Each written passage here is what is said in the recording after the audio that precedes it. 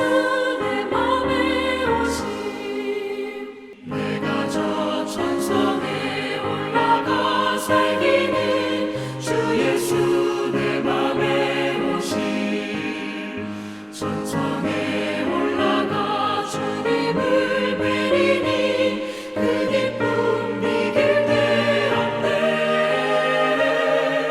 주 예수 내 맘에 오심 주 예수 내 맘에 오심 물밀 듯 내 맘에 기쁨이 넘치는 주 예수 내 맘에 오심. 오늘 아침 우리에게 주시는 하나님의 말씀은 마태복음 21장 18절부터 22절의 말씀입니다. 이른 아침에 성으로 들어오실 때에 시장하신지라 길가에서 한 무화과 나무를 보시고 그리로 가사 잎사귀 밖에 아무것도 찾지 못하시고 나무에게 이르시되 이제부터 영원토록 내가 열매를 맺지 못하리라 하시니 무화과 나무가 곧 마른지라 제자들이 보고 이상히 여겨 이르되 무화과 나무가 어찌하여 곧 말랐나이까 예수께서 대답하여 이르시되 내가 진실로 너희에게 이르노니 만일 너희가 믿음이 있고 의심하지 아니하면 이 무화과 나무에게 된 이런 일만 할 뿐 아니라 이 산더러 들려 바다에 던져지라 하여도 될 것이요 너희가 기도할 때에 무엇이든지 믿고 구하는 것은 다 받으리라 하시니라. 오늘 아침 우리에게 주신 하나님의 말씀입니다. 성도 여러분, 사순절 제36일째 아침을 맞았습니다. 오늘도 하나님의 은혜 속에 사시고 또 특별히 고난주간 보내시면서 십자가를 더 깊이 묵상하시는, 그래서 사순절 이 끝자락이 하나님 앞에 경건하고 세상에서는 구별된 삶을 살아가는 축복이 꼭 있으시기를 바랍니다. 여러분, 오늘 본문 시작하는 18절 이하의 말씀에 보면 예수님께서 아침 일찍 예루살렘 성으로 들어오시면서 시장하셨다, 배고픔을 느끼셨다 말씀하고 있지 않습니까? 그런데 마침 잎사귀가 매우 무성한 무화과 나무를 보게 됐고 그 나무에 가까이 가셨지만 아쉽게도 거기에 열매가 없었어요. 그래서 예수님이 그 잎사귀가 무성한 나무에서 열매를 찾지 못하셨고 이 나무를 저주하셨지 않습니까? 그런데 말씀대로 보니까 이 무화과 나무가 곧 말라버렸습니다. 다시는 앞으로도 열매를 맺을 수 없는 나무가 되고 말았습니다. 사실 이 본문을 읽을 때면 우리 예수님이 이렇게 냉정하실까? 왜 조금 더 인자하심이나 여유로움 그런 모습이 없으셨을까? 이런 생각을 할 수도 있습니다. 그런데 예수님은 이 무화과 나무 저주를 통해서 우리에게 하시고 싶었던 의도, 즉 주님의 말씀의 뜻이 있었기 때문입니다. 사실은 이제 예수님께서 마지막 예루살렘에서 보내시고 있는 때 아닙니까? 그러면 이때는 우리가 지금 6월절 또 고난주간 마지막 보내는 이때와 겹치기 때문에 우리의 지금 절기로 말하면 우리와 똑같은 약 4월경이 되는 것입니다. 그런데 이스라엘 땅에서 이 4월에는요 무화과 나무에 열매가 결실할 때가 아니었습니다. 이스라엘에서 무화과 나무는 1년에 2번 결실한다고 그럽니다. 예를 들면 이런 거예요. 지난해 난 싹에서 자란 나무 무화과는 아주 작은 무화과인데 이 무화과는 보통 5월에서 6월경에 이게 있고요. 그리고 봄에 나온 요즘처럼 이 봄에 나온 새싹에서 자란 큰 무화과는 약 8월부터 10월 사이에 추수를 합니다. 그러니까 작은 무화과는 5, 6월경에 그리고 큰 무화과는 8월부터 10월경에 추수하기 때문에 예수님의 말씀이 등장하는 지금 대략 3월 말 그리고 4월 초에 이루어지는 여기에서는 무화과 나무가 결실할 수 없는 때입니다. 그러면 예수님이 이 사실을 모르셨을까요?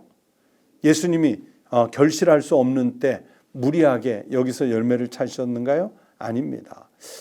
이런 것을 알고 계시면서도 예수님이 무화과 나무를 향해 이제부터 영원토록 네가 열매를 맺지 못하리라 이렇게 말씀하신 이유는 이제 앞으로 일어날 장래 일을 상징적으로 보여주시기 위한 일종의 제자들과 또 이 복음서의 말씀을 읽는 이들에게 들려주시기 위한 교육적, 신앙 교육적 기능을 우리에게 보여주시는 말씀입니다.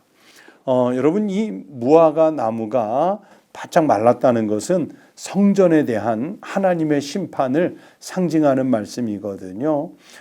예루살렘 성전 안에는 원래는 제의, 예배 뭐 이런 것들만 풍성했어요. 매우 번창했지요.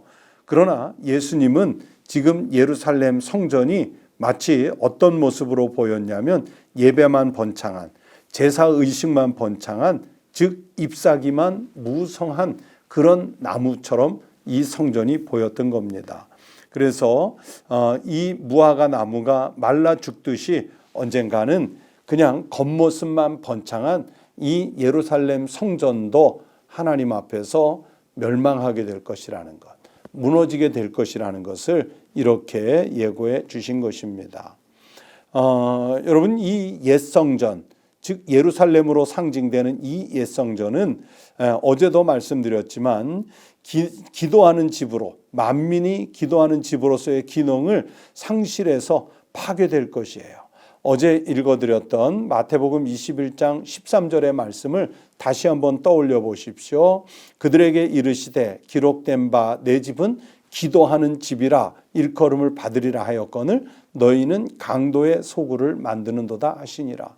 강도의 소굴을 만들어 놓고 그러면서 예배당 안에서는 제사가 화려하게 드려져요.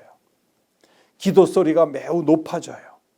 그러면서 사람들에게 잎사귀가 무성한 모습을 보이는데 하지만 결국 속 내용은 강도의 소굴이 되었기 때문에 이 무화과 나무가 마른 것처럼 예루살렘 성전도 그리고 성전의 지도자들도 그리고 신앙이 없는 이스라엘 백성들도 그렇게 마르고 되고 말 것이라는 것을 이 무화과 나무가 보여주는 것이지요. 그리고 이 무화과 나무가 마른 것 같이 성전은 마를 것이지만 하지만 예수님이 진정 자신이 성전이 되셔서 예수님이 제자들이 무엇을 구하든지 다 주님의 뜻대로 받을 것이라는 것을 말씀해 주신 거예요. 지금은 어떤지 모르겠는데 예전에 제가 그 중국에 가서 소위 말하는 삼자교회, 그 중국에는 그 공산당이 인정하는 삼자교회가 있거든요. 세 가지 자립, 자존, 자민 하는 삼자교회가 있어서 그곳에서 예배를 드려본 적도 있고 또 우리는 보통 지하교회라고 부르는데 중국에서는 처속교회 또는 가정교회라고 부르는 당에서 인정하지 않는 비공식적인 예배가 있습니다. 그런데 양측의 예배를 다 드려보면 삼자교회 예배는 정갈하게 드리는 것 같은데 그런데 보세요. 공산당이 알고 있는 예배이기 때문에 여러분 어떻게 보면 아주 능숙하게 진행되는 예배 속에서 하나님의 은혜 이런 것들을 찾기가 어려워요. 하지만 소위 지하교회 비공식적인 처속교회에 들어가서 예배를 드리면요. 정말 거기엔 예배가 살아있어요. 하나님의 말씀이 주는 감동이 살아있어요. 성령의 은혜가 살아있어요. 저도 말씀을 전해본 적이 있는데 공식적으로 외국인이 설교할 수 없기 때문에 인사말을 빌어서 이제 설교처럼 하게 되는데 예를 들면 이런 거예요. 제가 지역을 말할 수는 없지만 어느 곳에 가서 그 지하 처속교회 성도들이 같이 예배를 드리는데 제가 한 통역을 포함해서 30-40분 정도 설교했는데 저를 매우 당혹스럽게 한 게 그곳에 지도자인 분과 성도들이 목사님 조금만 더 말씀을 전해달라고 제가 준비한 원고가 이미 끝났는데 그래서 한 20분 이상을 더 설교했는데 더 말씀해 주실 수 없겠냐고 제가 너무 놀랐어요. 정말 깜짝 놀랐어요. 그렇게 해서 물론 통역이 있긴 했지만은 2시간 가까이 설교를 했어도요, 그분들은 하나님 말씀을 더 듣고 싶어 하시는 그런 간절한 모습을 보였어요. 물론 예배 형식 또는 예배를 위한 다양한 장치 이런 것들은 없었지만 삼자교회 예배와 이 처석교회 예배를 비교했을 때 어디가 예배가 살아있는가?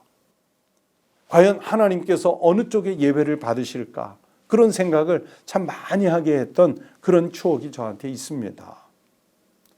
그러면서 다시 우리의 예배의 모습을 보면 우리는 처음 시작부터 끝까지 매우 순조롭게 잘 짜여진 예배를 드리지만 과연 하나님께서 성령을 통해 임재하셔서 우리에게 감화와 감동을 주시고 우리의 온 마음과 온 뜻과 온 정성을 다해 하나님께 드리는 예배인지, 다시 말하면 살아있는 예배를 드리는지 돌아보는 거예요. 어느 때는 우리의 예배가 마치 잎사귀는 무성한데 하나님께서 보시고 우리를 말라버리게 하는 그런 죽은 예배를 우리가 드리고 있는 것은 아닌지, 예수님께서 강도의 소굴을 만들었다 하시면서 그 성소에 물건을 매매하는 사람들의 상과 의자를 엎으셨던 그 성전이 오늘 우리의 예배당은 아닌지, 오늘 우리의 심령의 상태는 아닌지 돌아보게 됐다는 말씀입니다. 그러므로 우리의 교회가 진정한 성전일 수 있을 때는 우리가 해야 할 제 기능을 다 할 때라는 사실을 기억해야 합니다. 그 성전의 기능을 회복시키시기 위해서 예수님은 십자가에 달려 죽으신 거예요. 여러분, 우리 교회는 과연 하나님 앞에 진정한 성전인가요? 그리고 나는 그리스도인이라는 이름을 가졌는데 과연 세상에 나가서 성전으로서의 삶을 살고 계시는가요? 여러분, 오늘 우리 한국교회는 과연 하나님 앞에 부끄러움이 없도록 신성성을 회복해 가고 있는 교회인가요? 오늘 성경의 말씀을 생각해 보세요. 잎사귀만 무성했다가 주님의 말씀 한마디에 말라버린 그 무화과 나무가 돼서는 안 됩니다.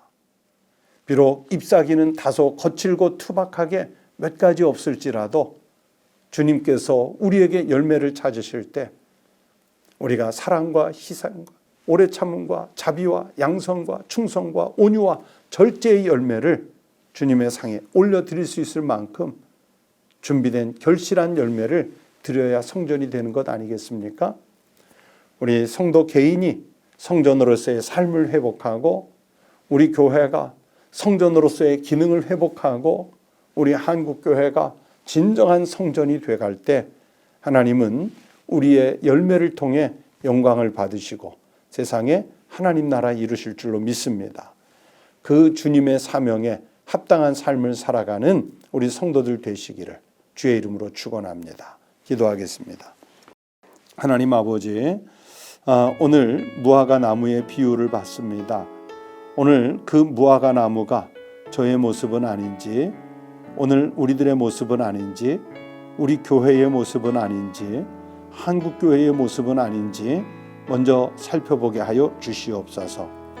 잎사귀만 무성하되 열매는 하나도 없는 그런 쓸모없는 나무 되지 말게 하시고 잎사귀와 열매가 적절하게 조화를 이루어 주님이 우리에게서 열매를 구하실 때 주님, 제가 여기 있습니다. 우리를 받아주시옵소서. 사랑과 희락과 화평과 오래 참음, 자비와 양성과 충성과 온유와 절제의 열매를 주님 앞에 기꺼이 낼 수 있는 그런 준비된 성전의 삶을 살게 하여 주시옵소서. 신앙과 행위가 일치되어 성도로서 합당한 삶을 살아 하나님께 영광, 온 땅에 그리스도의 은혜와 덕을 끼치게 하여 주시옵소서.